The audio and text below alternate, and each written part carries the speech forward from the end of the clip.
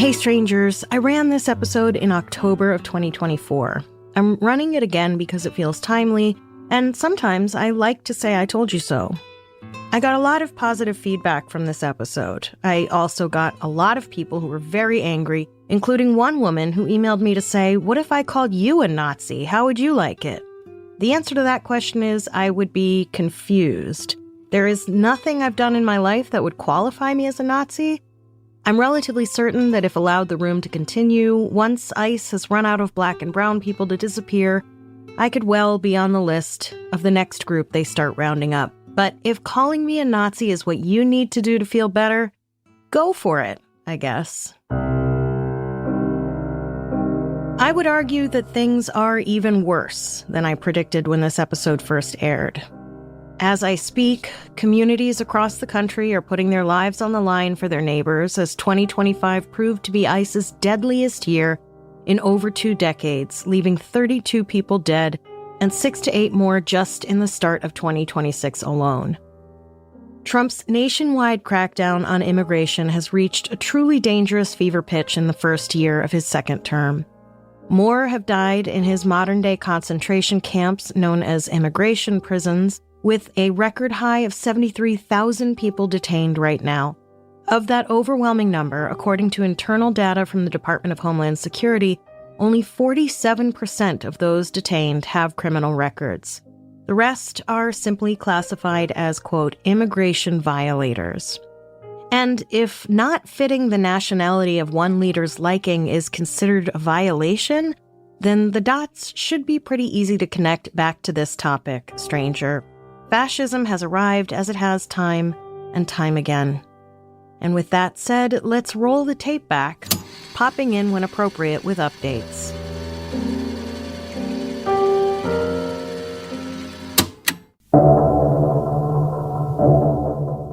Are we stuck in some kind of loop? How can it be that every few generations, another leader comes along saying the same things, somehow winning hearts and minds, only to then be revealed to the masses as a despotic monster? Welcome to Strange and Unexplained with me, Daisy Egan. I'm an atheist Jew who tends to bristle when people compare modern-day politicians to Hitler.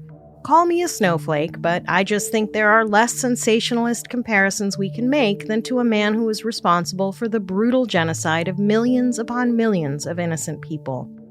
Though I will also admit that when I visited the Holocaust Museum in D.C. during the 2016 election, I was particularly struck reading quotes of Hitler saying Germany first. Even I had to admit it sounded an awful lot like something one of the candidates for U.S. president was saying about America. But come on, let's be real. It's a preposterous comparison, right? Right?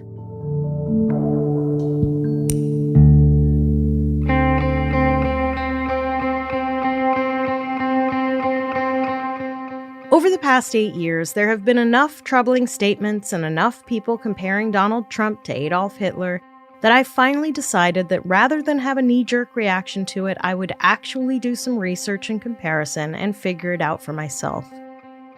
I should start by saying that I'm going to do my best to only include verifiable facts, not take things out of context, and generally try to keep emotion out of this. If I veer off the path of dispassion, I will do my best to get back to it as quickly as I can. Adolf Hitler was born dirt poor. Donald Trump was not. Hitler grew to power in a nation that had been beaten and left for dead after the First World War. Trump rose to power in a nation that was, if not left for dead, certainly, one could argue, not in great shape and had been embroiled in decades of polarizing rhetoric from all sides. Economically, though, we were in relatively good shape. This is me in the present day. When I say that we were in relatively good shape economically, I mean by standard measures of unemployment, GDP, etc. Obviously, any country where millions are scraping by, living paycheck to paycheck, and finding themselves having to beg online for help from strangers to pay their hospital bills, or for help when their houses burned down after insurance companies quietly canceled their fire insurance, isn't a paragon of financial well-being. By many real-life measures, we have been in terrible economic shape for decades. Right now, in particular, the U.S. job market is in a rough state of affairs. 2025 was the poorest year for job creation since the famously ill-fated 2020. And the poorest year for jobs before that? Why, of course, it was 2009, the year of the global financial crisis. Trump's first year back is keeping dismal company, and no one is feeling it more than the working class. Hitler served in the German military during World War I. He knew what war was, having served at least a portion of his time as a dispatch runner on the Western Front in France and Belgium. Trump has famously never fought in battle. He graduated from the University of Pennsylvania in 1968, literally while U.S. troops were in the thick of the Vietnam War. As such, he was of draft age, but he received 5 deferments, 4 for being in college and 1 for having bone spurs. In 2017, Trump talked of bombing the shit out of errant countries and not caring about collateral damage, which was maybe big talk for someone who had never served in the U.S. military, period. But it seems even more bombastic coming from a guy who referred to avoiding sexually transmitted diseases in the 80s and 90s as his own personal Vietnam. In 1993, Trump told notorious garbage bag Howard Stern, quote, "Dating is like being in Vietnam. You're the equivalent of a soldier going over to Vietnam," end quote. That, he said, made him feel like a, quote, "very brave soldier," end quote. Present-day me again. The Trump administration has bombed Venezuela, Somalia, Iran, Yemen, Syria, Nigeria, and Iraq, and is threatening to invade Greenland. Of course, U.S. presidents bombing other countries is nothing new. Anyway, by 1933, the Deutschland had been suffering from economic instability for at least 4 years.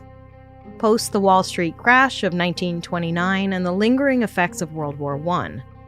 Industry fell apart, tens of thousands of businesses closed, wages had fallen almost 40%, and the number of unemployed skyrocketed. The German people needed something to change.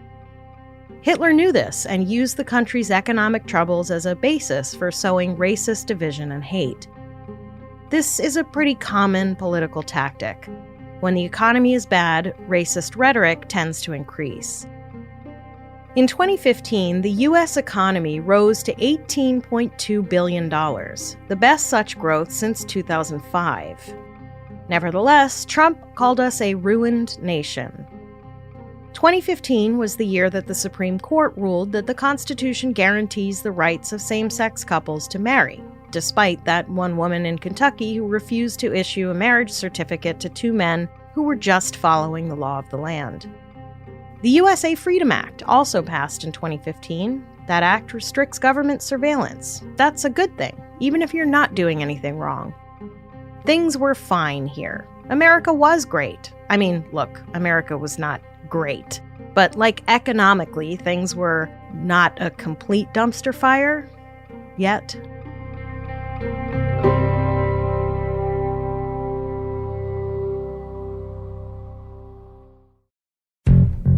Strangers, I am deep in the winter doldrums, which means when it comes time for dinner, the last thing I want to do is cook. Tovala is making dinner time so easy with really delicious meals that cook in less than half an hour and require almost no prep and practically no cleanup. It's like having chef-quality meals delivered right to my door. The meals are cooked perfectly every time. My kid is obsessed with the crispy chicken pot stickers with sweet soy noodles, and today I had the green goddess salad with chicken breast, which was a perfect late afternoon lunch. With most meals, you can choose your protein, so you can swap out chicken or shrimp or salmon or pork. Tovala uses real, fresh ingredients. There are high-protein options, calorie-smart options, gluten-free options, comfort food, whatever you're into. And the Tovala Smart Oven isn't just for Tovala meals. You can cook pretty much everything in there. It bakes, steams, toasts, broils, and you can even use the oven to scan store-bought groceries like Eggo waffles, Pillsbury cinnamon rolls, and Amy's frozen meals, just to name a few. And it knows how to cook them too. I love my Tovala Smart Oven. I truly cannot recommend it enough. For a limited time, because you're a strange and unexplained listener, you can get a Tovala Smart Oven for just $49. Plus free shipping when you order meals 6+ times. Just go to tovala.com/strange and use my code STRANGE. That's a $49 Tovala Smart Oven when you head to tovala.com/strange and use promo code STRANGE. One last time, that's TOVALA.com, and make sure you use my promo code STRANGE. Remember, with Tovala, dinner is taken care of.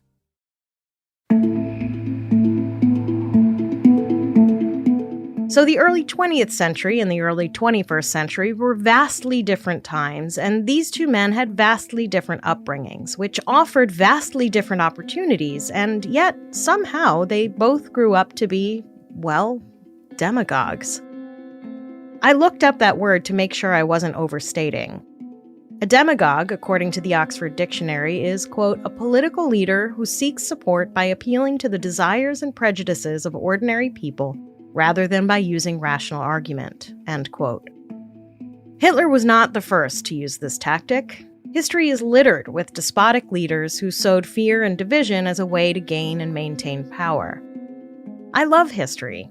It's like Light 101 FM. It just keeps playing the same songs over and over and over. Back in 2016, Enrique Peña Nieto, president of Mexico, told Mexico City's Excelsior newspaper, quote, there have been episodes in human history, unfortunately, where these expressions of this strident rhetoric have only led to very ominous situations in the history of humanity. That's how Mussolini got in. That's how Hitler got in. They took advantage of a situation, a problem, perhaps, that humanity was going through at the time after an economic crisis, end quote. Trump did not take the hint. Honestly, he probably didn't even realize the statement was likely about him. In 2023, Robert Jones, founder of the Public Religion Research Institute, said, quote, Trump has clearly crossed into the domain of Nazi ideology openly, end quote.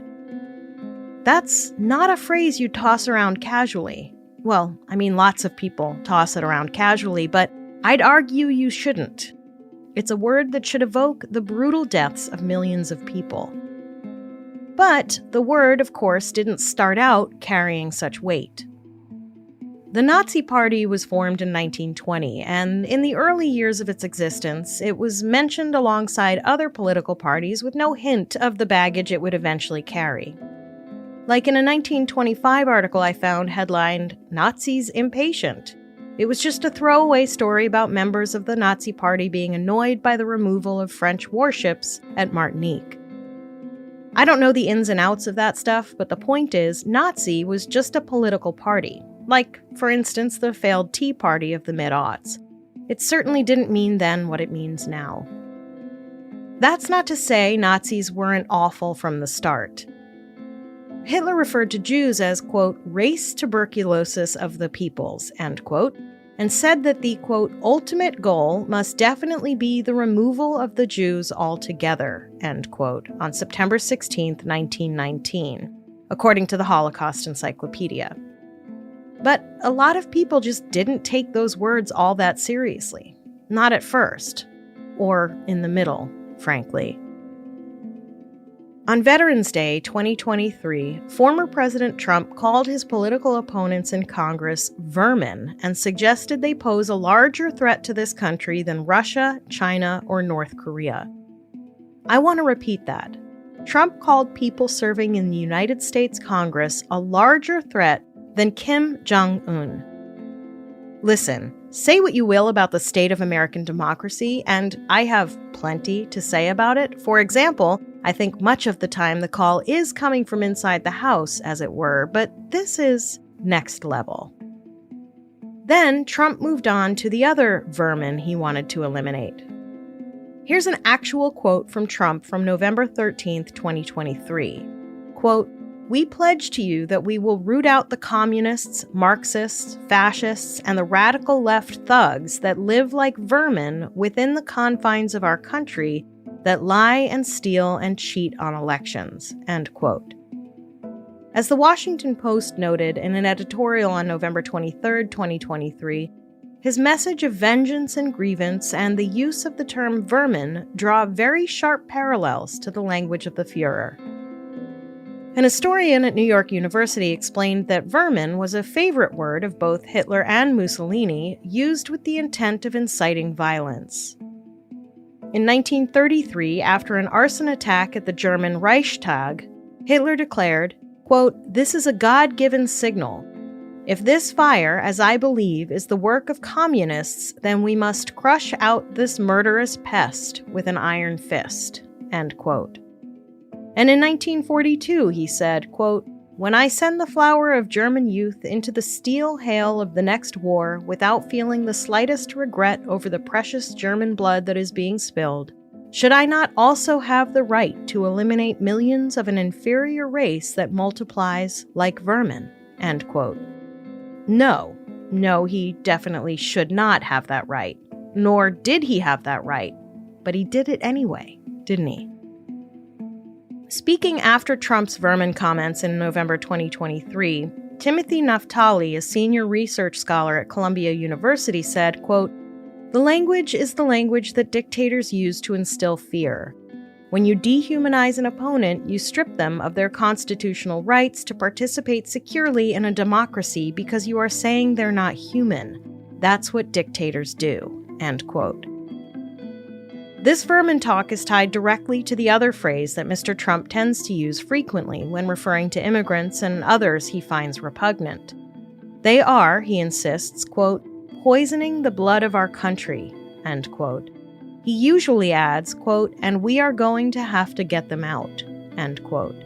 Present day me again, another update for you to put in your pipe and smoke. In a December 2025 cabinet meeting, Trump compared Somali immigrants to garbage ahead of his recent deployment of over 3,000 federal agents to Minneapolis, Minnesota.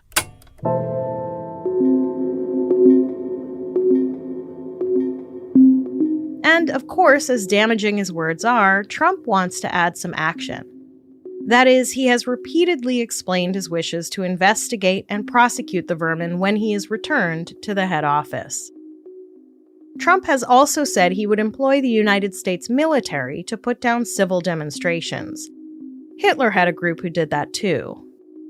They were called the Sturmabteilung, pardon my German, colloquially known as the Brown Shirts, a paramilitary wing of the Nazi Party whose main purpose was to disrupt the meetings of opposing parties and intimidate the Romani people, trade unionists, and Jews.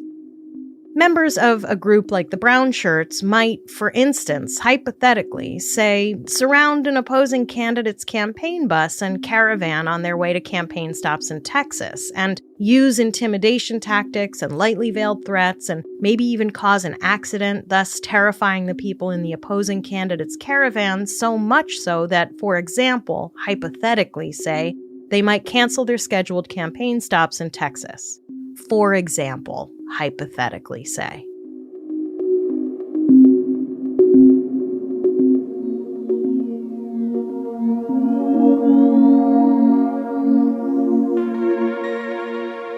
Strangely, some people seem to like despots and their tyrannical outbursts. I mean, let's face it, both Hitler and Trump are/were shouters, though I'd give Hitler the edge on shoutiness.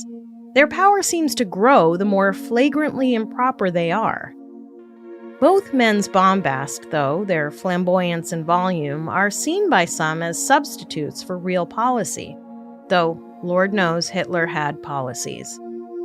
Psychoanalyst Walter Langer, who famously prepared a detailed psychological analysis of Hitler in 1943, said this about Hitler's oration, quote, "On the whole, his speeches were sinfully long, badly structured, and very repetitious," end quote. However, he added, the majority of his listeners were ready to believe almost anything good about him because they wanted to believe it, end quote.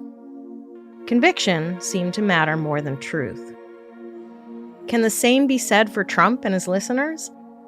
Well, let's look at his recent debate performance, during which he said that Haitian immigrants in Springfield, Ohio were stealing their neighbors' pets and eating them. He said, and I quote, "In Springfield, they're eating the dogs, the people that came in. They're eating the cats. They're eating the pets of the people that live there," end quote. That's not true. The city manager of Springfield, the same guy who brought some overcrowding issues into the spotlight via a letter to a couple of senators, said no. The immigrants are stretching city services, but they are not eating pets. Not only that, but they're not causing measurable crime, period. All that's happening is the town's more populated than it was ready to be. And Trump was fact-checked live, but that didn't matter to people who wanted to believe him. He said Haitians were eating dogs and cats, and he said it with conviction. And now it doesn't seem to matter how many people debunk it. So it's no surprise, probably, that both men share a tendency to admire so-called strongmen. Hitler, for example, loved Mussolini, at least at first. Their alliance was strained toward the end, but initially Hitler looked up to the Italian dictator whose lower third chyron would read, founder of fascism. Now, chances are you know all about Trump's tendencies to praise dictators and strongmen already. Think the love letters between him and Kim Jong-un, North Korea's supreme burrito. Not to mention Hannibal Lecter and the, quote, very fine people behind the attacks on a protest in Charlottesville, Virginia in 2017. But let's go back further to Trump's stance on the student-led protest in Tiananmen Square in 1989. A quick refresher, the students' grievances included inflation and corruption within the Chinese Communist Party. Their goals: more government accountability, freedom of the press, constitutional due process, and freedom of speech. The Chinese government moved to shut the protests down on May 20th, 1989, ultimately bringing about the deaths of between several hundred and several thousand. Thousands more were injured. And while the Beijing University students who staged the demonstrations were largely celebrated around the world as fearless in their quest to open China to reform, and almost every Western nation referred to what happened as a massacre, Trump took the side of the Chinese government. Trump told Playboy magazine in 1990, quote, "When the students poured into Tiananmen Square, the Chinese government almost blew it. Then they were vicious. They were horrible. They put it down with strength. That shows you the power of strength." End quote.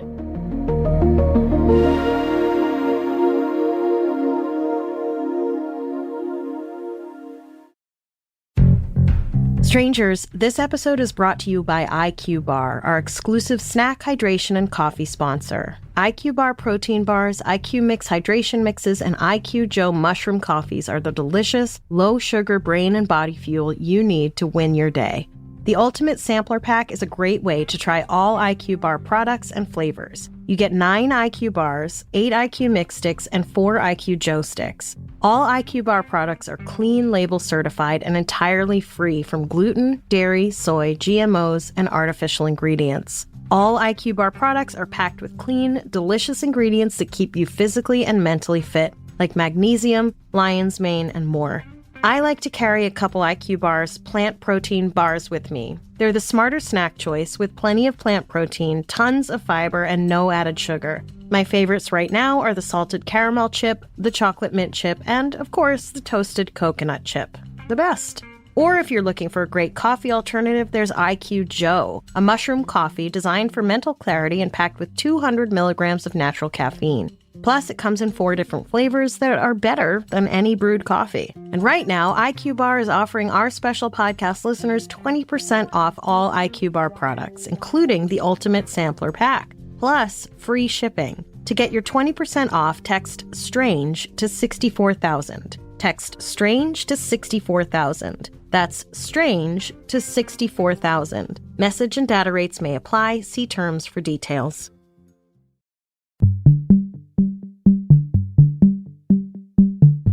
Matthew McWilliams, author of On Fascism, 12 Lessons from American History, has shown that belief in authoritarian ideas is the greatest predictor of Trump support. In other words, his supporters, when faced with stuff they don't like, imagine this one guy can fix everything. Trump and Hitler both believed they are the only ones who could make their nations great again. In 2016, Trump told a gathering of oil executives, quote, "I will give you everything. I will give you what you've been looking for 50 years. I'm the only one, end quote. Me again. Trump apparently did not consult with Congress as he was supposed to do before kidnapping Venezuelan President Maduro, but instead apparently tipped off top oil executives. Peter Ross Range, author of 1924, The Year That Made Hitler, writes that, quote, no resemblance has been stronger than Trump's claim that he alone could rescue America from its misery. Hitler famously conjured the model of the genius, the great man, who alone held the key to the country's destiny. Hitler was building the case for the Führer principle, a belief in the iron infallibility of the leader, end quote. Michael D'Antonio, Trump biographer and author of Never Enough, Donald Trump and the Pursuit of Success, wrote in 2015 that Trump saw himself as a prize racehorse, the result of generations of breeding between the best of the best. Quote, the racehorse theory of human development explains Trump's belief in his suitability for political leadership, despite the fact that he has never held office. He's absolutely convinced that America's problems will be solved by his God-given management skills, bankruptcies notwithstanding. You are either born with superior qualities, the right DNA, or you are not, end quote. So you mean like a master race, kinda, sorta, for example, hypothetically say.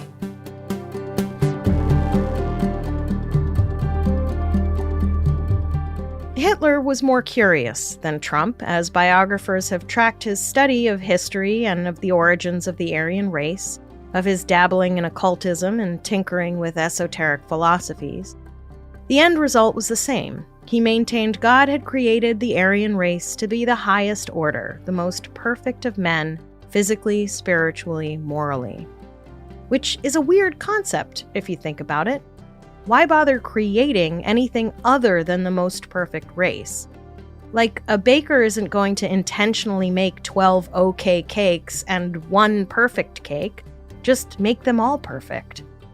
Anyway, Hitler convinced many he was the man to lead Germany, and then, I suppose, all Aryan people out of the racially confused miasma that had lowered them to be mere mortals.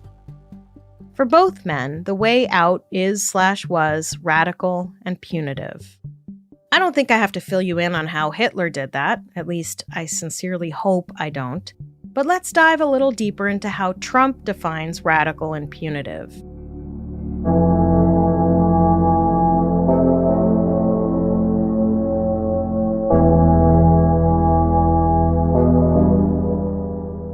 We'll start small, with his response to an incident at a March 2016 Trump rally in Warren, Michigan, when a protester was being escorted out of the hall. Trump shouted, quote, "Get him out of here," end quote, later adding, quote, "I'd like to punch him in the face, I tell ya," end quote. Even later, he told a reporter that, quote, "maybe he should have been roughed up because it was absolutely disgusting what he was doing," end quote. The protester was exercising his First Amendment right to speak, just to clarify there. Trump has suggested his treatment of others would be worse, more radical, more punitive. There's a story Trump likes to tell about General John Blackjack Pershing, an American general working in the Philippines at the turn of the 20th century, whom Trump said he was a great student of. While speaking to a South Carolina audience in February 2016, Trump recounted this anecdote about Pershing, who he said, quote, "caught 50 terrorists who did tremendous damage and killed many people, and he took the 50 terrorists, and he took 50 men, and he dipped 50 bullets in pig's blood." You heard that, right? He took 50 bullets and he dipped them in pig's blood. And he and his men load his rifles, and he lined up the 50 people, and they shot 49 of those people. And the 50th person, he said, "You go back to your people and you tell them what happened. And for 25 years, there wasn't a problem," end quote. The moral of the story? Trump made that clear. Quote, "So we better start getting tough, and we better start getting vigilant, and we better start using our heads, or we're not going to have a country, folks. We're not going to have a country," end quote. He then repeated the story again in 2017, tweeting out, quote, "Study what General Pershing of the United States did to terrorists when caught. There was no more radical Islamic terror for 35 years, end quote. Problem is, historians agree there's no evidence that this ever happened. In fact, they all argue that Pershing, who studied the Quran, de-escalated tensions between the Moro tribe, who were followers of Islam, and those who were fighting for independence from the US. I'm not going to whitewash the violence there, nor am I going to discuss the moral rectitude of Pershing. I'm just saying that's not how this general dealt with terrorists. The fact is, the kind of action Trump described would more than likely amp up hostilities to a fever pitch. My point is that some people think the kind of brutality he aspired to at his South Carolina rally and ascribed falsely to Pershing is praiseworthy. Some think the response to problems that plague humanity are simple.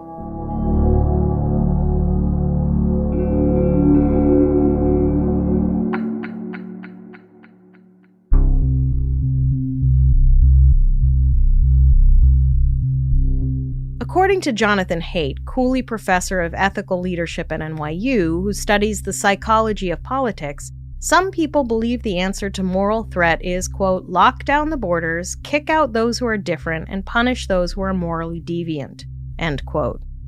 Excuse me? I need a moment. During Hitler's time, that was the Jews, the Romani people, the queers, and the communists, to name a few. Like Trump, it seems it was whoever pissed him off that day. A list of those Trump has found morally deficient per his tweets. The press, the Centers for Disease Control, Broadway actors, the Wall Street Journal, the Department of Justice, the Supreme Court, the cities of Atlanta, Detroit, Milwaukee, Philadelphia, all of California, the National Basketball Association, the Pulitzer Prizes, the FBI, the European Union, Saturday Night Live, Taylor Swift, and of course that nasty woman Hillary Clinton. Of course, he's recently added a new woman to his list. Honestly, it'd be easier to list those he hasn't singled out for spite. I shall move on to the two men's affinity for plain old white nationalism. Let's start with Adolf. I'm going to quote Mein Kampf, his autobiographical political manifesto here, just so you know I'm not pulling this shit out of my ass. Quote, "It is the sacred mission of the German people to assemble and preserve the most valuable racial elements and raise them to the dominant position," end quote. Quote, "All who are not of a good race are chaff," end quote. Quote, "Germans need to occupy themselves not merely with the breeding of dogs, horses, and cats, but also with care for the purity of their own blood," end quote. He added that, quote, "must necessarily be a bloody process," end quote. Don't say no one knew. The book was published first in 1925. Okay, remember Steve Bannon, Trump's very first chief of staff in the White House? The former executive chairman of Breitbart News, which, by the way, the Southern Poverty Law Center called, quote, "a favorite news source for neo-Nazis and white nationalists," end quote. Yeah, that guy?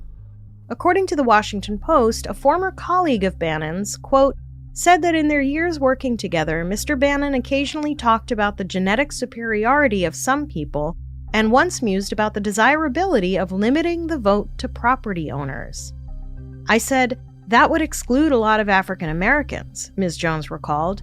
He said, "Maybe that's not such a bad thing," end quote. Or, as Hitler put it, quote, "Whenever Aryans have mingled their blood with that of an inferior race, the result has seen the downfall of the people who were the standard bearers of a higher culture," end quote. And sure, voting isn't the same thing as mingling blood, but let's be real.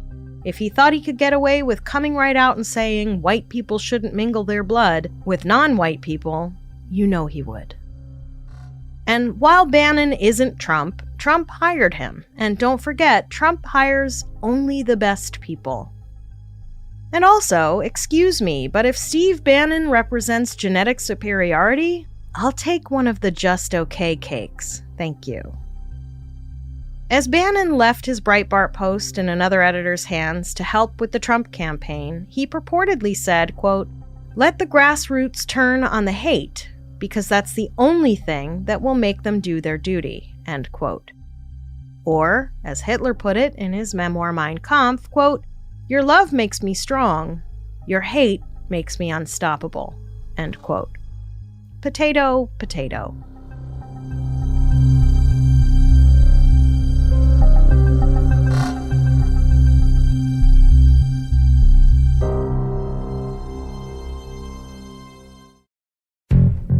Strangers, my doctor has me on a serious rehydration kick. My kidneys are like, hey, dude, remember us? So I'm maximizing my hydration with Drip Drop. Between nonstop work, travel, and trying to stay active, sometimes water itself just isn't cutting it. I used to think electrolytes were just for athletes or super intense workouts, but Drip Drop has totally changed that. Drip Drop is doctor-developed, proven fast hydration that helps your body and mind work better, which is exactly what 2026 you needs. Think support for busy days, long workouts, and everything in between. Drip Drop uses science-based formulas for rapid hydration, so you feel results fast while getting 3 times the electrolytes of leading sports drinks. Drip Drop is trusted by firefighters, medical professionals, and over 90% of top college and pro sports teams. It has 0 sugar, plus a breakthrough formula with an advanced blend of 6 key electrolytes, 15 essential vitamins and nutrients, and no sugar or artificial sweeteners. There are 16 original flavors and 8 zero sugar plus options. I love the lemon lime and the watermelon, and my kidneys are thanking me. Right now, Drip Drop is offering podcast listeners 20% off your first order. Go to dripdrop.com and use promo code STRANGE. That's dripdrop.com, promo code STRANGE for 20% off. Stock up now at dripdrop.com and use promo code STRANGE.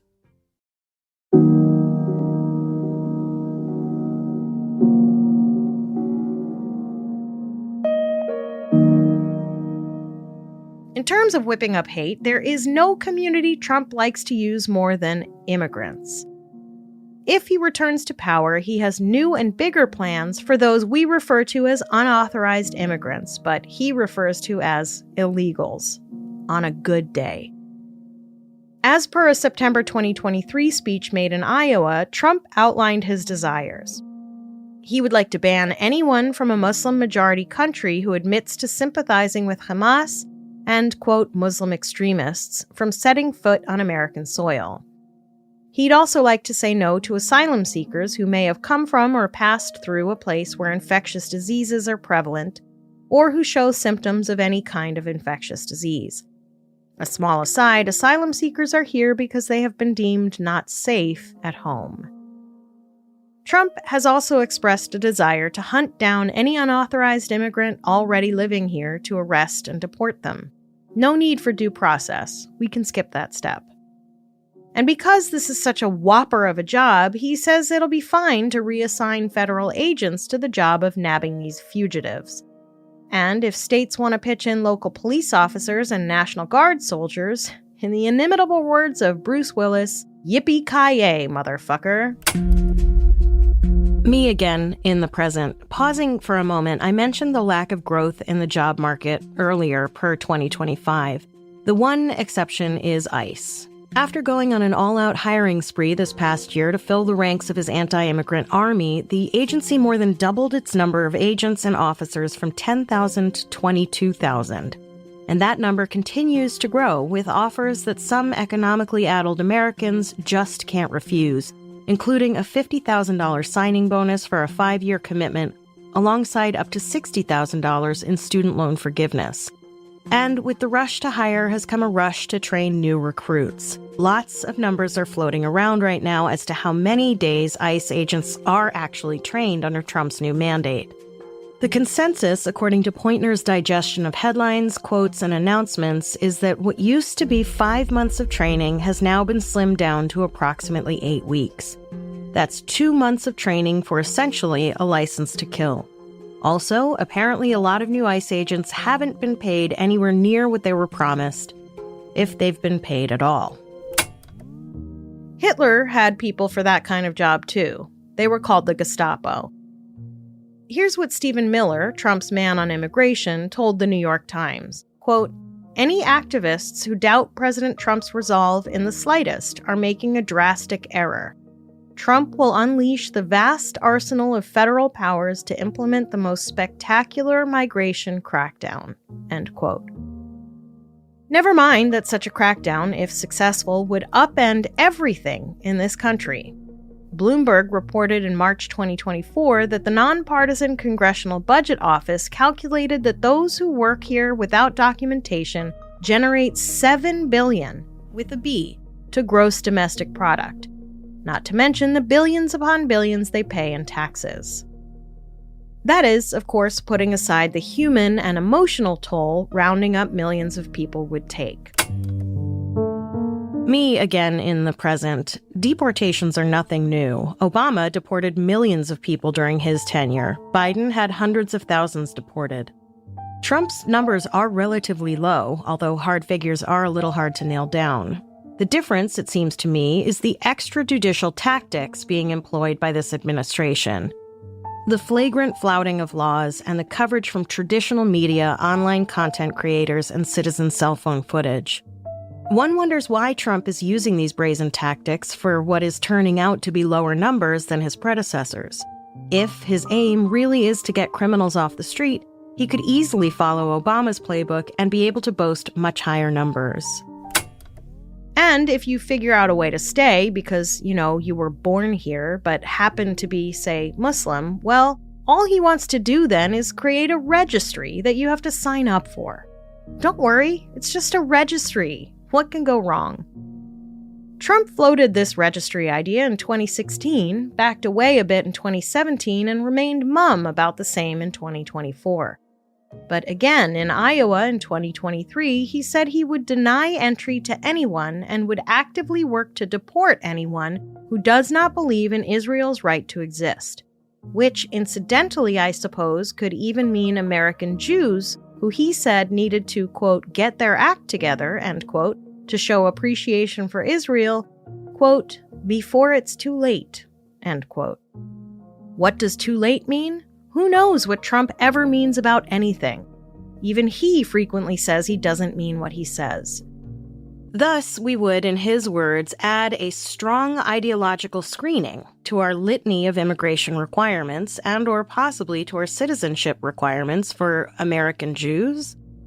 Of course, some of those who were born here will be welcome to stay, regardless of their racist rhetoric or literal treason. While most people see the attack on the Capitol building on January 6, 2021 as, well, an attack, Trump has managed to rebrand those involved as patriots. Hitler also led a failed attack on his own government. He was arrested and imprisoned for it. Oh yeah, there's another similarity. Both men were arrested after having served in their governments. And while Hitler actually served time and Trump has not, there's still time.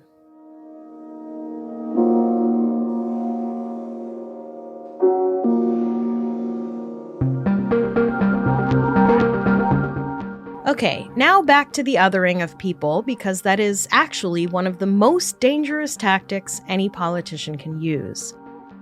Just as Hitler in 1933 outlawed anyone who wasn't a Nazi from participating in the nation's justice system, Trump made sure his judicial appointments and his control of the Supreme Court are now so much more solid than they were the first time around.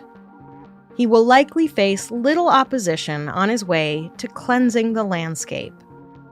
On the right-wing website The National Pulse, a post from last October quoted Trump as saying, quote, "Nobody has any idea where these people are coming from. And we know they come from prisons. We know they come from mental institutions and insane asylums. We know they're terrorists." End quote. Do we? No, we don't.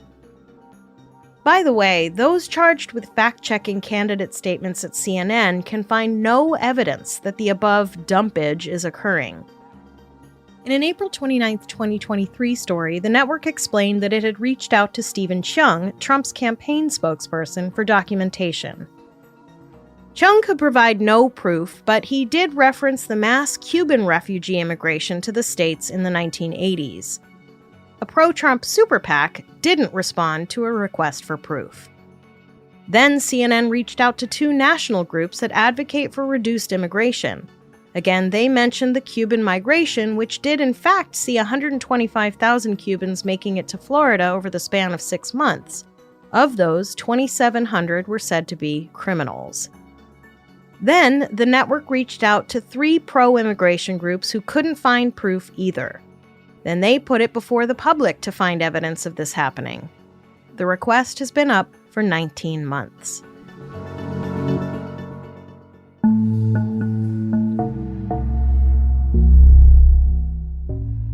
Hitler's biggest lie, so I can stay on task here, Jeffrey Herf, University of Maryland professor of modern European history, says his big lie was the Nazis' depiction of Germany, quote, as an innocent, besieged nation striking back at international Jewry, which the Nazis blamed for starting World War I, end quote.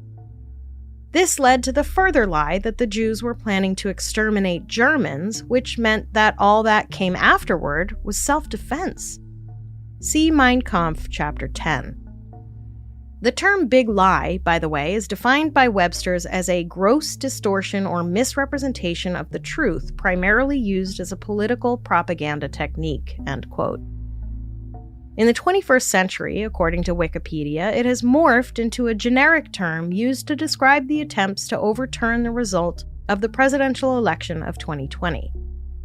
Hank de Burgh, a professor of German at the University of Sheffield in the UK, wrote Trump and Hitler, a comparative study in lying, in which he says, quote, the idea behind the concept of the big lie is that if an untruth is sufficiently extreme, people are likely to accept it, if only because they cannot bring themselves to believe that anyone could lie in such an outrageous manner, end quote.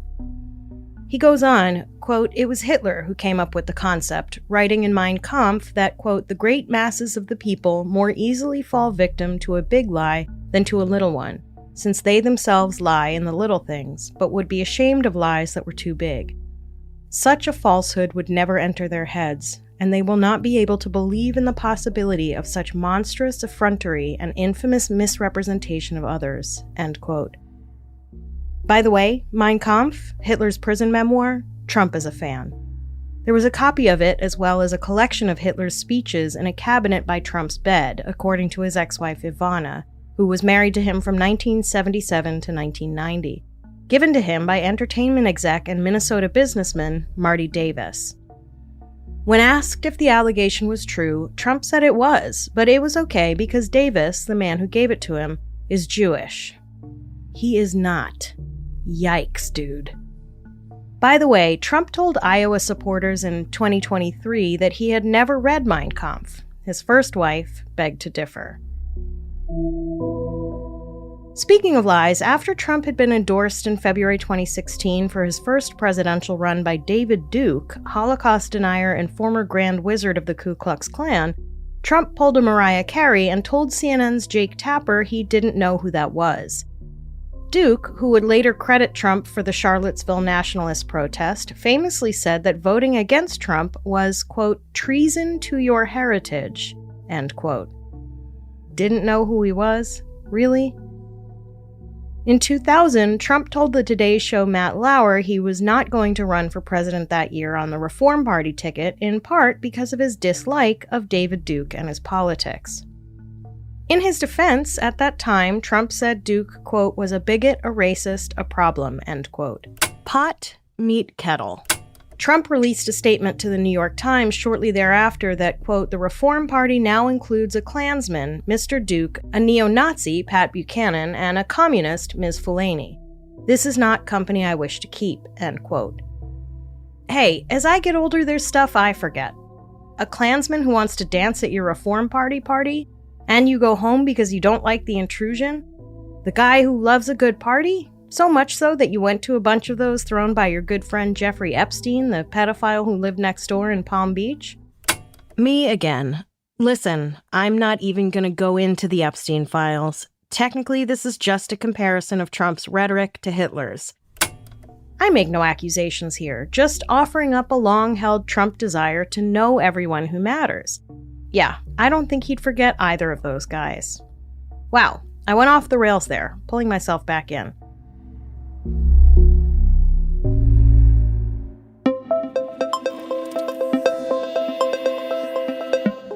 When I was researching this episode, I wondered what Trump would have thought of the comparisons. So I did what I could to find out if anybody had ever brought it up to him. Come to find out, they had. On September 8th, 2015, George Stephanopoulos of ABC News asked the Republican candidate for president his response to the comparisons to Hitler, as that morning the Philadelphia News had headlined a story about him, quote, "the new Führer." The story that ran under the headline explained Trump's proposal to temporarily ban all Muslims from entering the U.S. Trump said he didn't mind the comparison, then went on to explain that Franklin Roosevelt had a, quote, "solution for Germans, Italians, Japanese many years ago," end quote, during World War II. Quote, "This was a president who was highly respected by all. If you look at what he was doing, it was far worse," end quote. He was, I'm assuming, referring to the truly heinous internment of 120,000 Americans of Japanese descent in so-called relocation centers or camps. Germans and Italian non-citizens were similarly rounded up. Similar, you might say, to how he said he wants to round up Muslims? I don't know, for example, hypothetically say? In 1988, a formal apology was issued by President Reagan for those actions, and financial reparations were granted to those who'd been mistreated. I would like to think that maybe Trump doesn't know his history very well, that he didn't mind the comparisons, that choosing Roosevelt's worst moment as evidence that what he was asking for wasn't that bad, that sharing any attribute with Hitler was somehow okay because he just doesn't know what the man did or stood for. Then I rethink. According to Jonathan Karl, author of Tired of Winning, Trump and the Grand Old Party, Trump bragged repeatedly to congressional leaders that German Chancellor Angela Merkel had remarked to him that she was amazed by the size of the crowds he drew.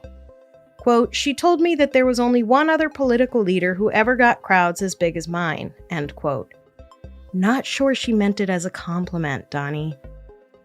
And retired Marine Corps General John Kelly, who served as White House Chief of Staff under Trump, one of 4 during his one term in office, told CNN that Trump often praised Hitler in private. Kelly told Trump he could never say anything good about the German dictator. Trump replied, quote, "He rebuilt the economy," end quote. Kelly challenged that. He replied, "But what did he do with that rebuilt economy? He turned it against his own people and against the world," end quote. Then, addressing the CNN reporter, Kelly added, quote, "It's pretty hard to believe he missed the Holocaust, though, and pretty hard to understand how he missed the 400,000 American GIs that were killed in the European theater," end quote. Does Trump really not have an appreciation for one of the world's greatest atrocities? Kelly thinks he does.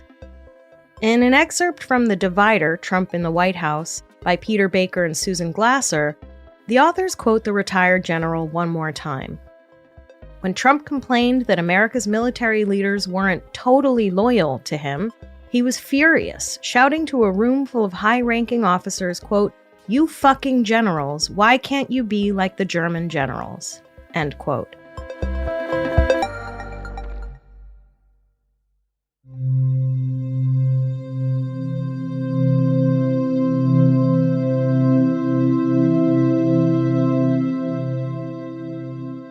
As we approach the November 5th election, more and more people are coming forward making this comparison, including on the day I recorded this episode when a former Holocaust educator pointed out that in a recent speech at a rally in Pennsylvania from a few days ago, Trump suggested that, quote, "one night of violence would, quote, teach them a lesson." Similar, perhaps, to Kristallnacht? And I don't have any more time to go into details, so please look that up if you don't know what it is. The reality seems to be that this time, when people make this comparison, it is indeed not hyperbolic. The two men followed a very similar playbook. And if you find yourself wondering how the German people let Hitler come to power and commit unspeakable crimes against humanity, you can look at what's happening right now.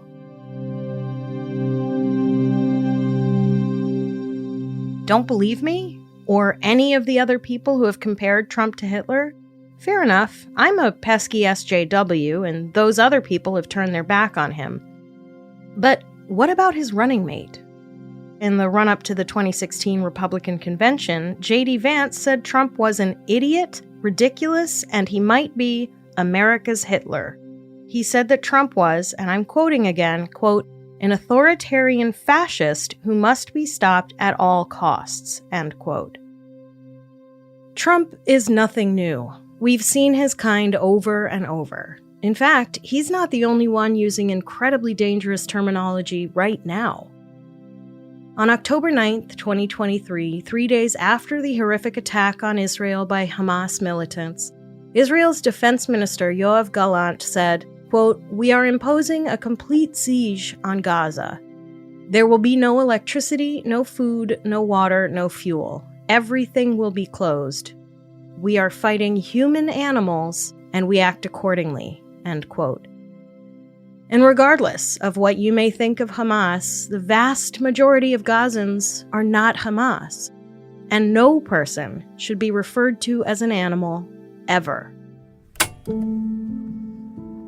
Okay, it's me again in the present. I have to be honest, I didn't really think through how hard it would be to update this episode. So much more has happened in Trump's first year of his second term that it makes my head spin to think about it. None of it is surprising. Pretty much all of it was laid out in Project 2025, so people who are complaining that what's happening is not what they voted for clearly weren't paying attention. I guess the truly strange and unexplained of it all is the cognitive dissonance it has to take to continue to support this man and his administration. I wonder how those who took issue with this episode when it came out reconcile their ire at me with folks in Trump's administration openly using Nazi rhetoric, like, as reported everywhere, but I'll quote The Atlantic, quote, one homeland, one people, one heritage, which sounds eerily similar to the Nazi slogan Ein Volk, ein Reich, ein Führer, one people, one realm, one leader, end quote. Or former Trump employee Elon Musk doing a Nazi salute. Or the rally that Trump held at Madison Square Garden just weeks after this episode originally aired.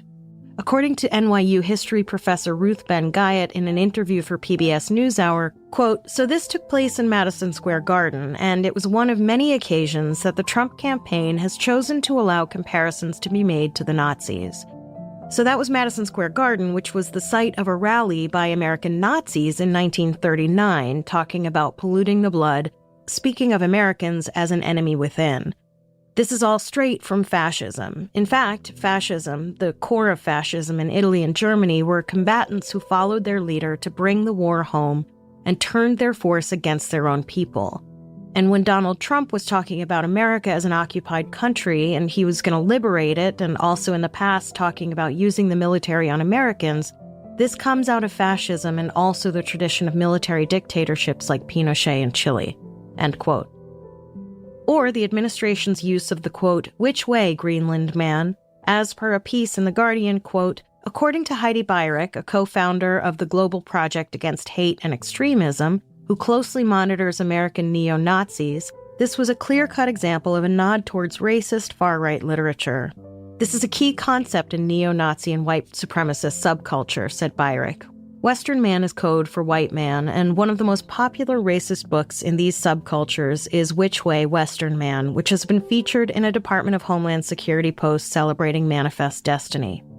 The 1978 book is essential reading among the American far right and was written by the late white nationalist William Gailey Simpson, a member of the National Alliance, a foundational neo-Nazi organization established by William Luther Pierce, whose writing inspired several acts of terrorism, including the 1995 Oklahoma City bombing, end quote.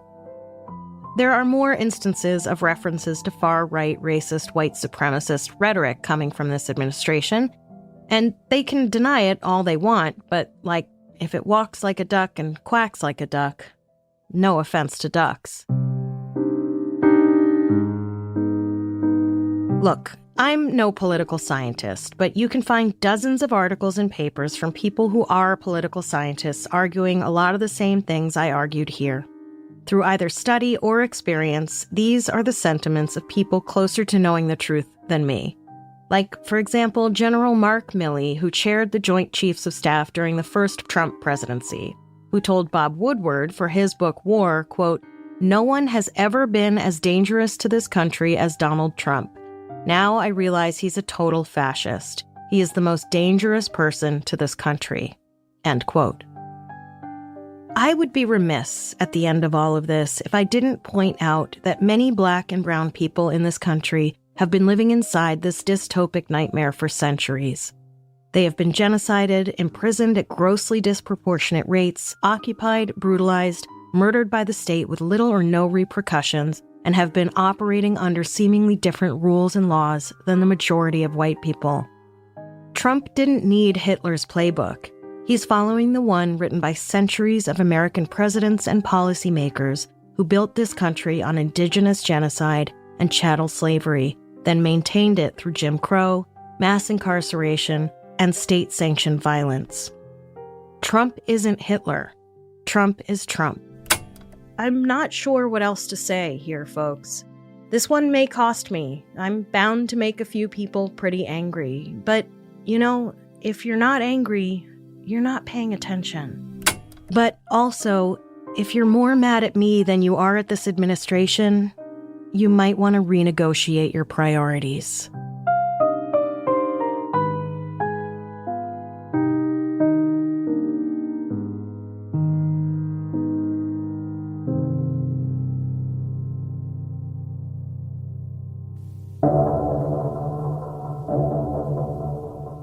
Next time on Strange and Unexplained, the harrowing tale of the kidnapping and incredible survival of Barbara Jean Mackle. Strange and Unexplained is a production of Three Goose Entertainment and Grab Bag Collab. This episode was written by Amy Wilson and me, Daisy Egan, with research by Amy Wilson, me, and Becca DiGregorio. Editorial help from Becca DiGregorio. Original sound engineering by Henry Lavoie with updates from Jeff Devine. Music by Epidemic and Blue Dot Sessions. If you have an idea for an episode or want to submit a question for an Ask Me Anything episode, head to strangeandunexplainedpod.com and fill out the contact form. I will write back. Eventually. I need an assistant. You can follow me on social media at Daisy Egan or follow the show at SNU Pod and Grab Bag Collab. Stay strange. Thank you.